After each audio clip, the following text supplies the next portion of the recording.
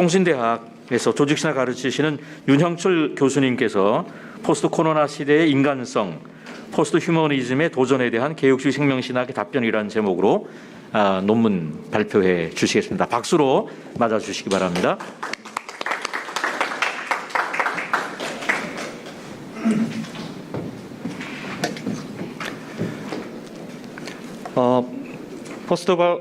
이 코로나 바이러스의 폭정이라고 부를 만한 이 사태가 언제 종식될는지 끝이 좀처럼 보이지 않는 것 같습니다. 눈에 보이지도 않는 이 초미세 바이러스가 개인의 삶과 생명을 넘어서 사회와 국가 그리고 글로벌 시스템에도 이렇게 막대한 피해를 끼칠 수 있다는 사실이 잘 실감나지는 않는데 또 받아들일 수밖에 없어서 매우 당혹스럽습니다.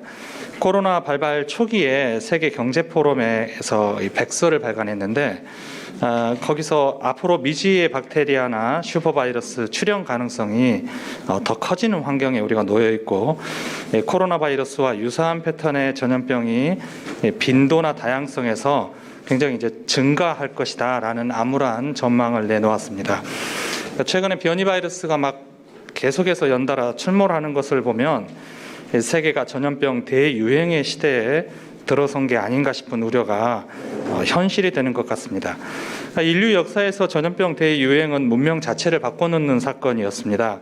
단지 이 현실의 여러 가지 문제만 일으킨 것이 아니라 인간이 무엇이며 인간다운 삶이 어때야 하는가라는 아주 근본적인 관점을 바꿔놓는다는 점에서 우리가 전염병 대유행을 일시적인 어떤 사건이 아니라 세계관적인 변화의 어떤 변곡점, 계기로 볼 필요가 있습니다.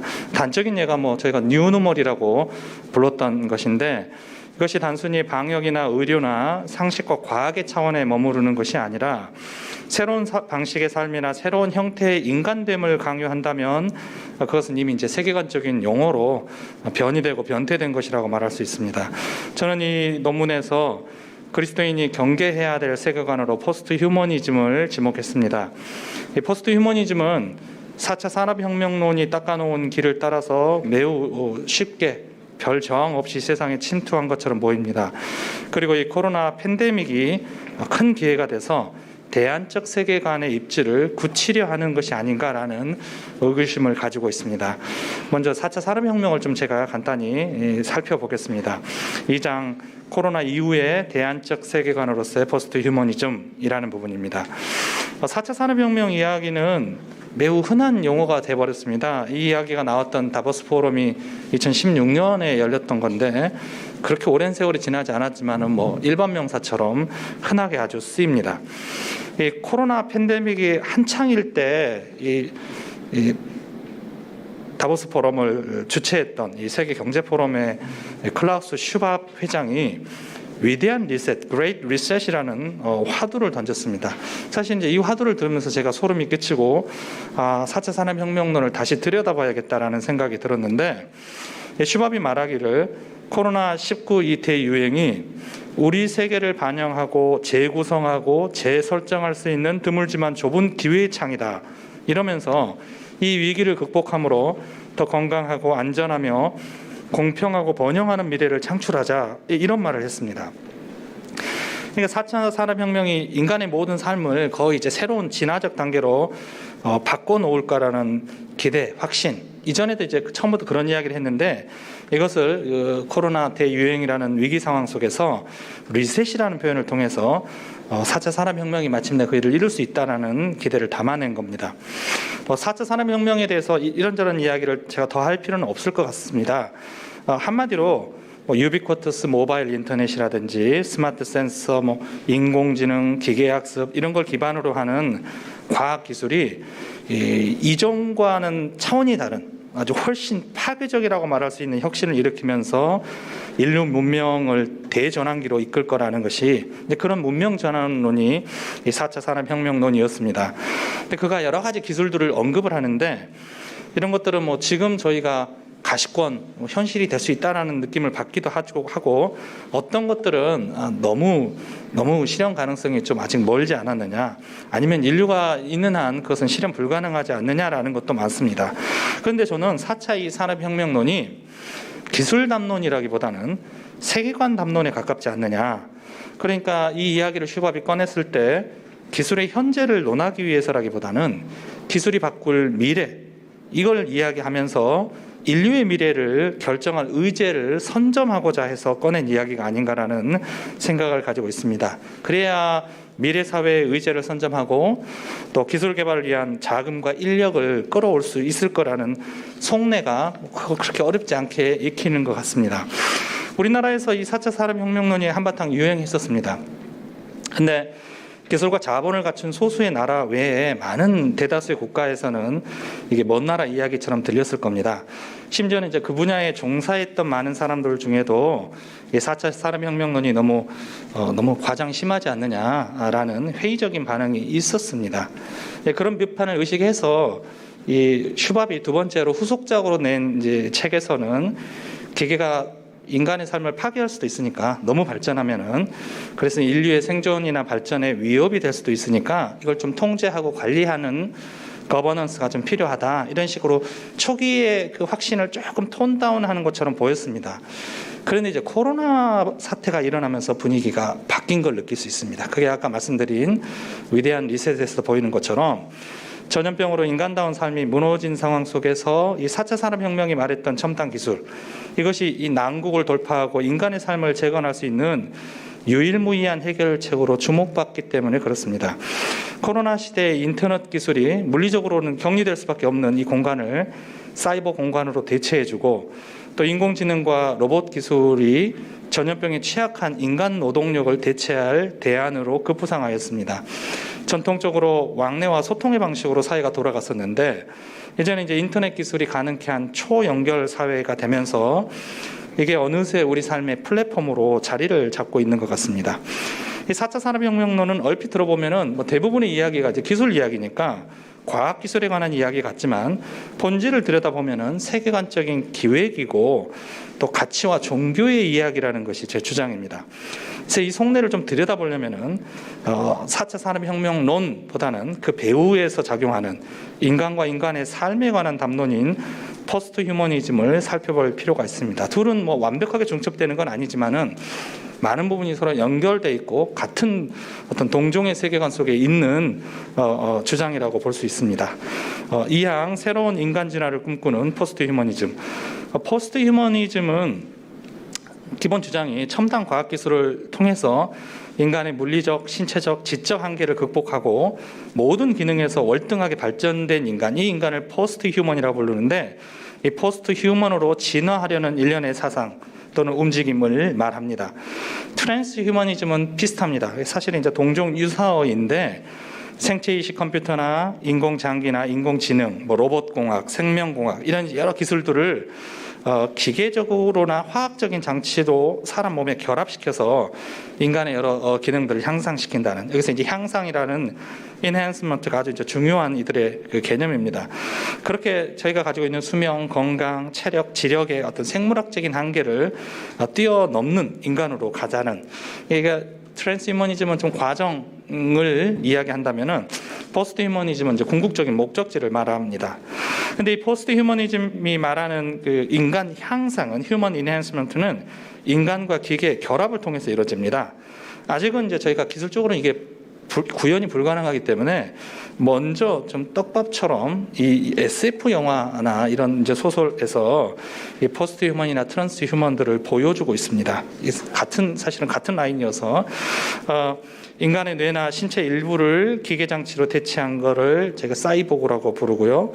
또 인간과 유사한 로봇을 만들어 놓고 거기에 이제 인간을 닮은, 그러나 인간의 요소는 전혀 없는 인공지능을 장착한 거를 안드로이드 또는 휴머노이드라고 부릅니다.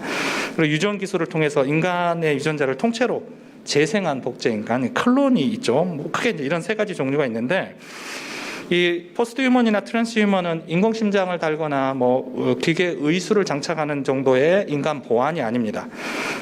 포스트 휴머니즘이 주장하는 것은 인간의 본질과 인간다운 삶의 조건을 전격적으로 바꿔서 인간의 근본적인 형태 자체를 진화하자는 주장입니다. 사망 기술 유토피아주의라는 이름의 종교. 저희가 사이보그 안드로이드 클론 같은 이야기가 영화나 뭐 SF 소설에 나올 법한 되게 허무맹랑한 이야기처럼 들립니다만, 그러나 돌아보면은 어느새 기계와 기술이 우리의 삶 굉장히 깊숙이 들어와 있음을 알 수 있습니다. 스마트폰 없이는 제가 뭘 할 수 있을까? 우리 아이들이 이렇게 스마트폰을 뺐으면은 배터리를 빼버린 로봇같이 맥이 빠져버리는 걸 보게 됩니다. 저희 가족들은 KT 지니가 없으면은 채널을 찾을 수가 없어서 저희 집안에서 제일 많이 들리는 소리가 지니야 이렇게 이제 찾습니다.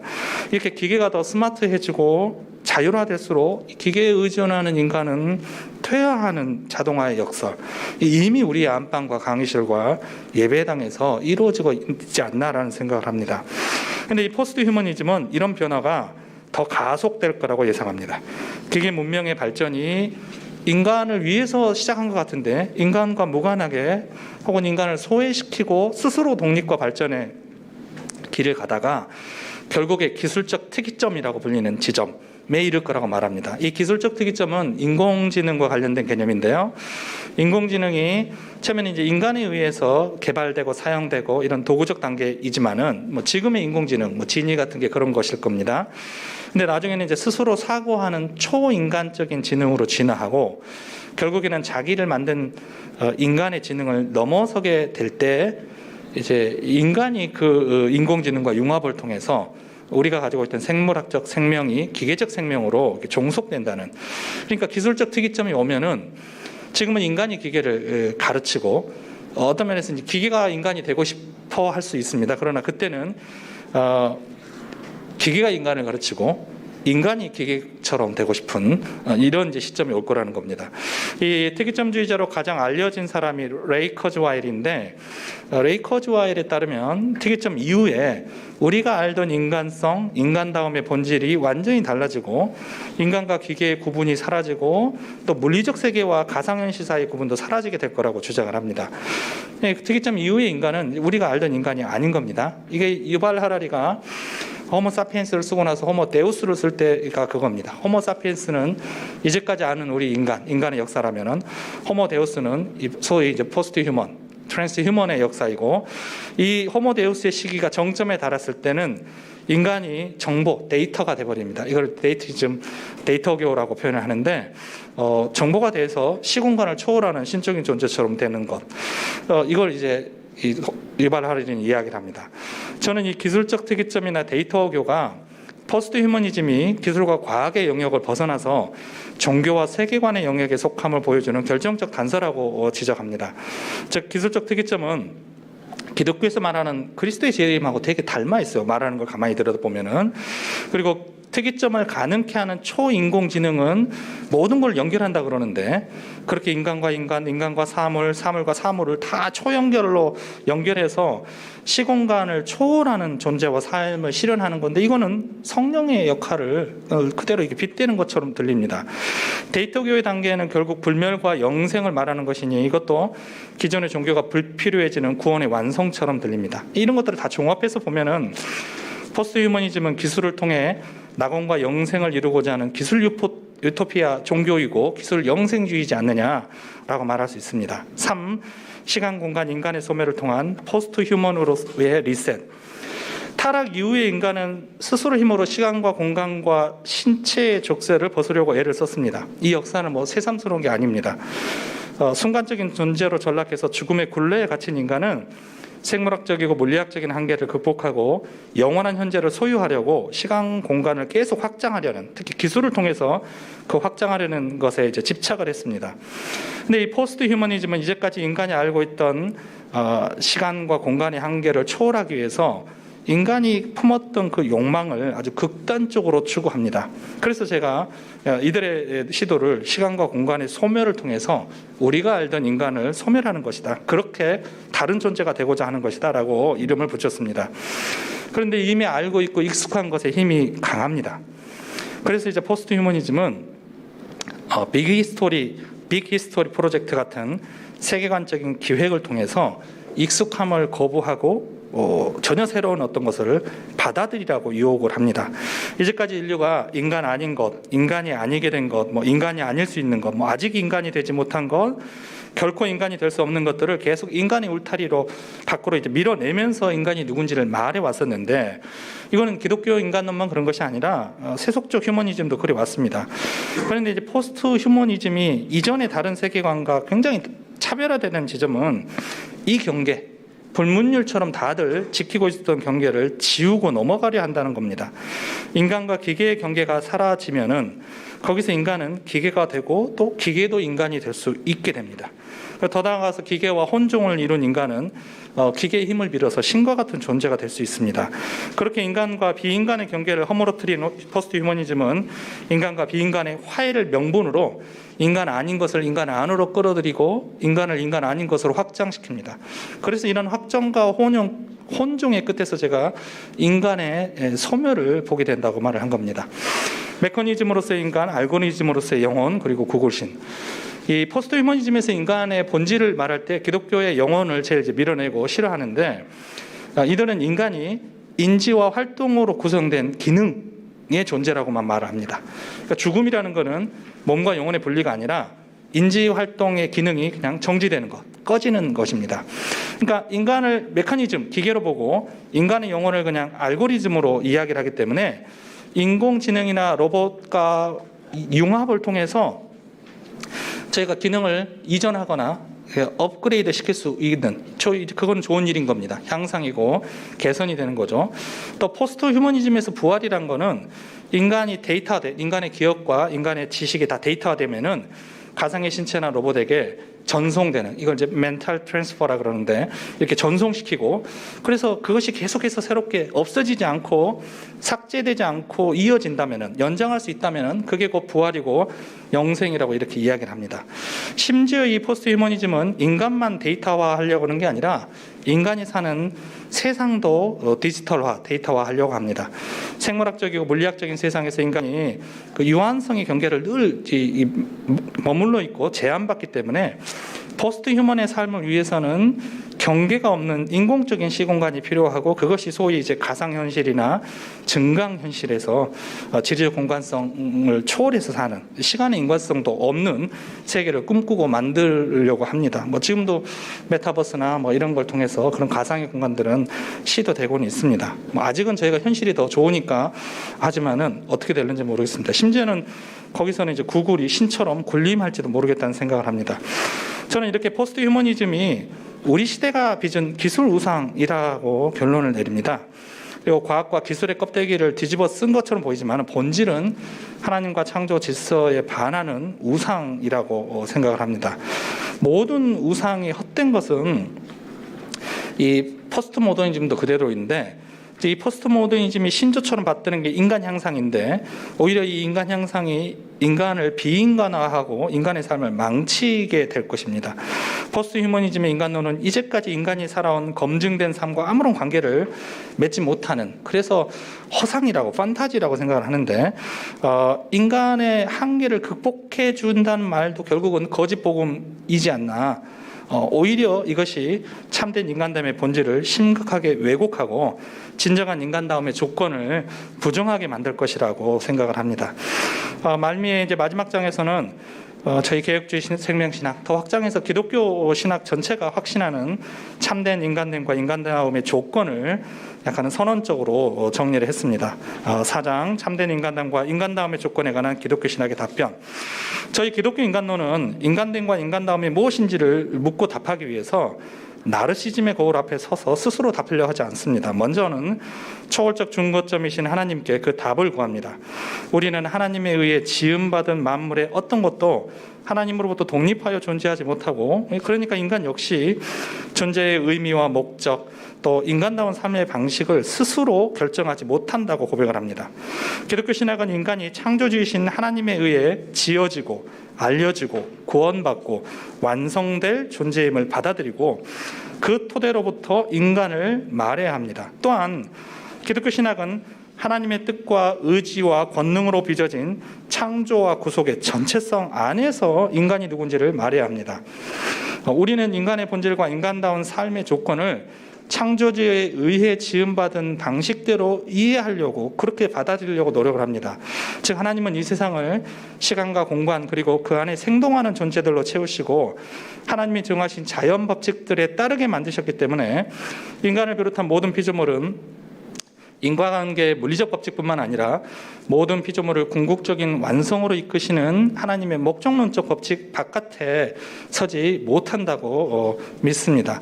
포스트 휴머니즘이 그렇게 부정하고 극복하려 했던 시간과 공간, 생물학적인 몸, 자연의 질서는 사실은 인간이 그 안에서 살아가야 하는 하나님으로부터 주어진 조건입니다.